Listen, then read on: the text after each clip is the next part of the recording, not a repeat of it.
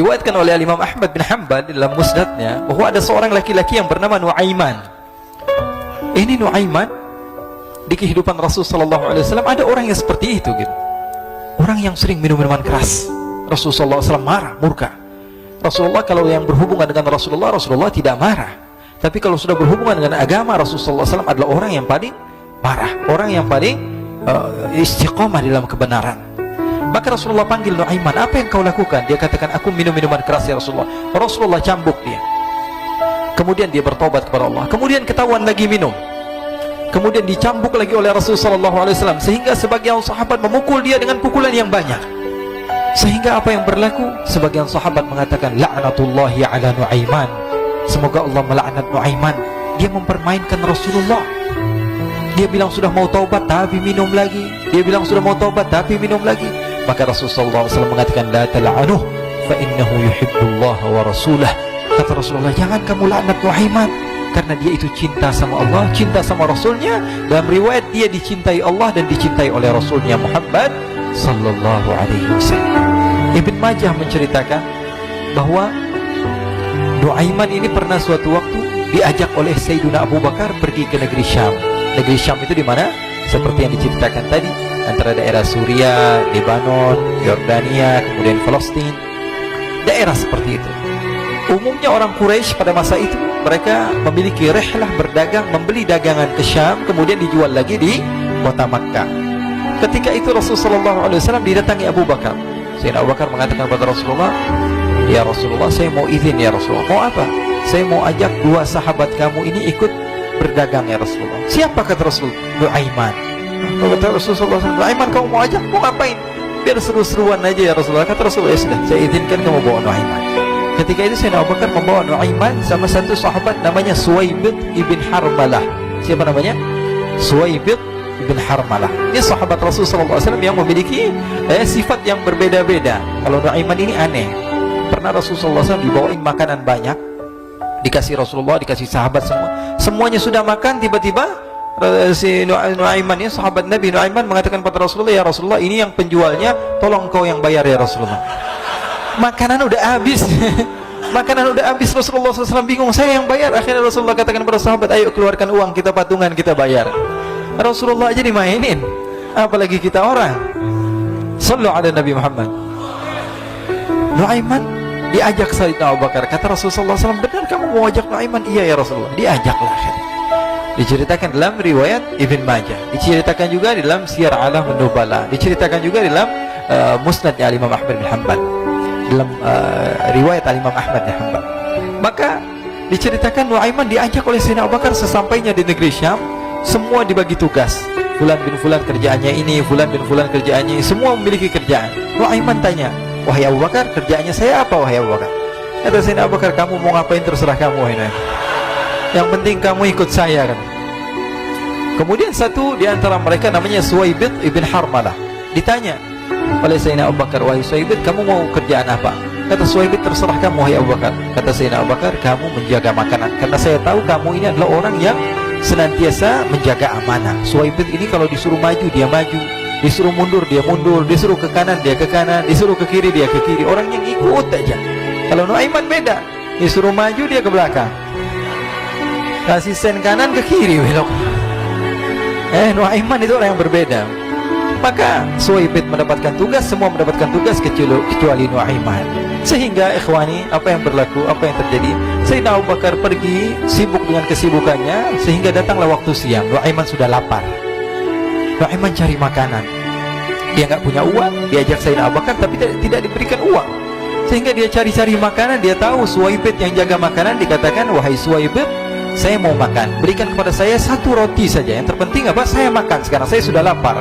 Kata Suwaibid, ya Allah Nuaiman, kita tunggu Abu Bakar saja sehingga dia datang, karena ini amanat. Amanat dari Abu Bakar, saya tidak boleh berikan kepada siapapun kecuali atas izin Abu Bakar. Kata Nuaiman, kasih saya makanan, kalau tidak saya bikin masalah sama kamu. Merah wajahnya Suwaibid, karena dia tahu, jangankan saya, Rasulullah aja dimainin. Bingung, apa yang harus saya lakukan? Akhirnya Nuaiman bilang, gampangannya aja, kata Nuaiman, kamu kasih saya makanan, atau kalau tidak saya bikin masalah sama kamu. Bingung Suhaib pikir panjang. Setelah itu dia katakan, ya sudah Nuaiman, saya tetap mau jaga amanah Abu Bakar, karena saya takut ini adalah perintahnya Allah, perintahnya Rasulullah SAW, dan perintah daripada Abu Bakar, sahabatnya Nabi. Kata Nuaiman, kalau memang begitu kamu maunya, ya sudah, berarti kamu ngajakin berantem sama saya. Nuaiman pergi ke pasar, dia cari-cari tempat penjualan hamba sahaya. Dia lihat-lihat beberapa hamba sahaya, ini berapa harganya? Ini katanya 10 qalanis. Ini berapa? Ini harganya, hitungan orang zaman dahulu, kita sih hitung seperti dirham, berapa ratus dirham gitu, 200 dirham. Yang ini berapa? 300 dirham. Yang ini berapa harga hamba sahaya? 300 dirham. Harganya antara 300, 200 sampai 100. Kemudian Nuaiman mengatakan kepada penjual hamba sahaya tersebut, saya punya juga hamba sahaya, tapi saya jual cuma 20 dirham saja, murah. Apa benar ada hamba saya harganya segitu? Iya, karena dia punya aib, ada kekurangan. Apa? Nanti kalau kalian tangkap, dia bakalan teriak, saya ini bukan hamba sahaya tapi orang merdeka. Akhirnya semua orang berkumpul mau beli. Ini Nuaiman sama Nuaiman diajak ke Suhaib bin Harmalah tadi. Kata Nuaiman, itu ada orang yang berdiri sedang menjaga makanan, itu hamba sahaya saya, tangkap saja. Oh baik. Diberikan uang 20 dirham, dimasukkan oleh Nuaiman ke kantongnya, kemudian Suhaib ditangkap. Ketika ditangkap, Suhaib teriak, saya bukan hamba saya orang merdeka. Maka orang-orang tersebut mengatakan, saya sudah tahu kekurangan kamu. Ini memang kekurangan kamu, memang kamu, tapi saya tidak perlu dengan bacot kamu, yang penting kerjanya kamu gitu. Ya kan hamba saya untuk apa? Untuk kerja. Mau dia ngomong apa, mau ngomel, terserah, yang penting dia mau kerja. Akhirnya ditangkaplah Suhaib dan dijual di pasar. Nuaiman punya uang banyak ini. Dia beli makanan, dia beli minuman, dia beli hadiah buat Rasulullah. Dia beli macam-macam di negeri Syam ini. Waktu itu adalah superpower, adidaya Romawi. Pada masa itu semua barang mahal, tapi Nuaiman banyak uangnya. Dia belanja ini, belanja itu, sehingga Sayyidina Abu Bakar pun pulang. Ketika Sayyidina Abu Bakar pulang, Sayyidina Abu Bakar cari, mana ini Suhaib? Kita semua sudah lapar. Kata Nuaiman dengan mudahnya dia mengatakan, sudah saya jual wahai Abu Bakar. Maka Sayyidina Abu Bakar bertanya, apa yang kau lakukan wahai Nuaiman? Diceritakan oleh Nuaiman dengan jujur. Nuaiman ini orangnya apa adanya, tapi nyusahin. Saya jual. Akhirnya dibawa oleh Nuaiman, Sayyidina Abu Bakar pergi ke mana? Ke pasar, lalu dibeli lagi oleh Sayyidina Abu Bakar As-Siddiq. Suhaib yang tadinya orang merdeka menjadi hamba sahaya sebentar, kemudian dibeli lagi oleh Sayyidina Abu Bakar. Pulang ke Madinah, kisah ini diceritakan di hadapan Rasulullah SAW. Maka perawi mengatakan, fadhahikan nabiyyu hatta badat nawajiduhu. Ketika diceritakan kisah Nuaiman tersebut dengan Suhaib, Rasulullah tertawa sejadi-jadinya, sehingga gigi geraham Rasulullah SAW nampak di wajah mata para sahabat. Sehingga perawi lain mengatakan, 1 tahun berlalu Rasulullah, setiap ada tamu yang datang kepada Rasulullah, Rasulullah akan ceritakan kisah Nuaiman menjual Suhaib tersebut. Jadi ada ikhwani, jangan kalian kira Rasulullah SAW itu hidup di satu masa sahabat-sahabatnya itu seperti ustadz-ustadz yang khusyuk, yang kayak Habib bin Anis ini banyak. Bahkan ikhwani, mungkin di akhir karena masanya sudah habis, pernah suatu waktu Rasulullah SAW didatangi asyraf, delegasi dari beberapa negara yang ingin mengenal apa itu agama Islam. Sehingga mereka datang ke rumah Rasulullah SAW membawa unta, kendaraan yang ketika itu kendaraan yang paling mahal mereka miliki, itu untanya yang paling mewah. Diikat di depan rumah Rasulullah SAW. Tamunya pun masuk, duduk bersama Rasulullah SAW. Di depan rumah Rasulullah SAW ada beberapa sahabat. Ada Sayyidina Hamzah, kalian tahu Sayyidina Hamzah adalah orang yang pemberani. Ada Sayyidina Umar, kalian tahu Sayyidina Umar adalah orang yang pemberani. Ada Sayyidina Ali bin Abi Thalib, ada Sayyidina Sa'ad bin Abi Waqqas. 4 sahabat ini lagi nongkrong gitu depan rumahnya Rasulullah SAW, berjaga sebelum Allah Subhanahu wa ta'ala turunkan ayat wallahu ya'simuka minan nas. Ketika mereka sedang asyik duduk, tiba-tiba Nuaiman datang. Ini Nuaiman kalau datang pasti bikin sesuatu yang aneh. Bahkan dikatakan tidaklah Rasulullah SAW dalam keadaan bersedih, kecuali Nuaiman datang Rasulullah akan tersenyum. Jadi sebagian sahabat itu senang kalau sudah Nuaiman datang, pasti Rasulullah bahagia. Tapi ketika itu Nuaiman datang ingin duduk bareng-bareng Sayyidina Hamzah. Sayyidina Hamzah katakan kepada Nuaiman, bercanda begitu, Nuaiman, kamu lihat unta orang datang dari luar Arab ini. Lihat, kata Nuaiman, ini besar banget, ini badannya besar gitu, dagingnya pasti banyak. Iya nih, kalau kita sate enak nih ntar malam, kata Nuaiman. Kata Sayyidina Hamzah, apakah kamu berani? Kata Nuaiman, saya berani aja asal kalian gak bilang sama Rasulullah. Kata Sayyidina Hamzah, benar wahai Nuaiman, benar kan? Akhirnya Sayyidina Hamzah lupa masalah itu, cuma bercanda-bercanda saja. Sayyidina Hamzah lagi asik sama Sayyidina Umar, Sayyidina Ali. Tiba-tiba apa? Ternyata ketika dia melihat unta tersebut sudah pisah antara kepala sama badannya. Nuaiman mengatakan, wahai Hamzah, ini unta saya sudah potong, saya mau pergi sebentar. Kalau Rasulullah cari saya, tolong jangan beritahu di mana saya. Nanti kalau keadaan sudah aman, mari kita nyate bareng-barengan. Ini ada yang seperti itu di zaman Rasulullah SAW. Maka dia pun berlari dan berlari mencari satu tempat supaya Rasulullah SAW dia selamat daripada Rasulullah SAW. Sehingga Sayyidina Hamzah bingung, ini kalau Rasulullah keluar gimana?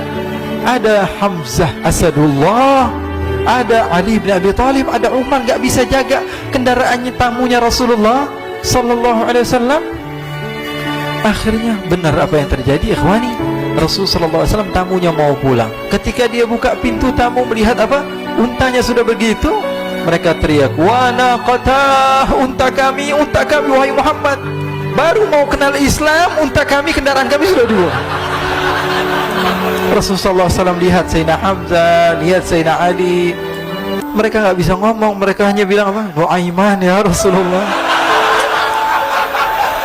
Rasulullah perintahkan Sayyidina Umar, wahai Umar, sekarang kamu ambil uang, kemudian kamu gantikan, kemudian kamu berikan 2 kali lipat daripada harta unta ini, sehingga apa? Agama Islam tidak didengar dengan sesuatu yang tidak baik di luar sana. Akhirnya diberikan harta, diberikan unta yang baru dan diberikan harta yang lebih untuk orang tersebut, sehingga orang tersebut tidak menjelek-jelekan agama Islam. Kata Rasulullah SAW, dan sekarang waktunya kita balas dendam sama Nuaiman. Nuaiman ternyata berlari tempat yang jauh sampai hampir keluar dari kota Madinah. Dia dapatkan seorang sahabat Nabi yang hadir juga dalam peperangan Badar, namanya Al-Miqdad bin Al-Aswad. Siapa namanya? Al-Miqdad bin Al-Aswad ketika itu sedang menggali sumur. Ketika sedang menggali sumur, Nuaiman datang. Nuaiman katakan kepada Miqdad, wahai Miqdad, wahai sahabat Rasul, kamu orang yang hadir dalam peperangan Badar, kamu adalah orang yang hebat. Dipuji-puji sama Nuaiman. Ada maunya ini. Akhirnya dia bilang, wahai Miqdad, tolong saya. Kenapa wahai Nuaiman? Kamu ini kekasihnya Rasulullah, orang yang disayang sama Rasulullah. Kenapa? Saya ini sedang dikejar-kejar orang jahat. Tolong selamatkan saya. Saya pengen masuk ke dalam sumur, boleh atau tidak? Kata Miqdad, siapa yang mengejar kamu? Pokoknya saya dikejar sama orang-orang. Kamu mau atau tidak selamatkan saya? Ya sudah, selagi kamu itu adalah sahabat Nabi, silahkan kamu masuk. Masuk akhirnya Nuaiman ke dalam sumur tersebut. Lalu Nuaiman mengatakan, wahai Miqdad, dia keluar lagi. Nanti kalau ada yang cari saya, tolong jangan beritahu saya di dalam sumur ya. Kata Miqdad, baiklah. Kata Nuaiman, siapapun yang bertanya tentang saya, kamu tidak akan kasih tahu? Iya, kan? Walaupun Rasulullah yang tanya saya. Katanya, enggak mungkin Rasulullah datang ke tempat sejauh ini. Iya, walaupun Rasulullah. Akhirnya masuk Nuaiman. Setelah beberapa menit, Rasulullah dan rombongan benar datang. Miqdad bingung ini kenapa Rasulullah datang ke RW kami ini? Ada apa ini Rasulullah sampai sejauh ini? Ditanya, ya Rasulullah, ada apa ya Rasulullah? Kata Rasulullah, saya cari Nuaiman. Di mana Nuaiman?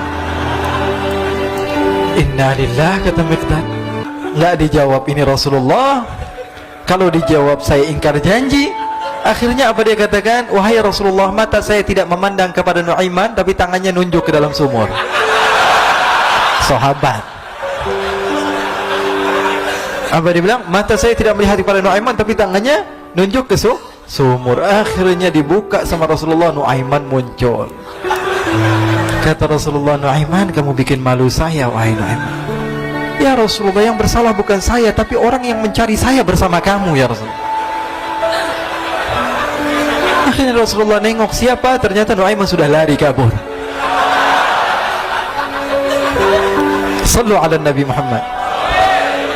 Kisah-kisah seperti ini sebenarnya banyak sekali, ya.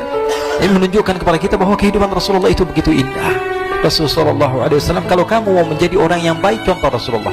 Mau menjadi bapak yang baik, contoh Rasulullah. Mau menjadi pemimpin peperangan yang baik, Rasulullah. Mau menjadi murid yang terbaik, contoh Rasulullah. Bagaimana akhlak Rasulullah. Mau menjadi suami yang baik, contoh Rasulullah. Dalam segala hal, apapun itu, Rasulullah SAW adalah makhluk yang paling terbaik.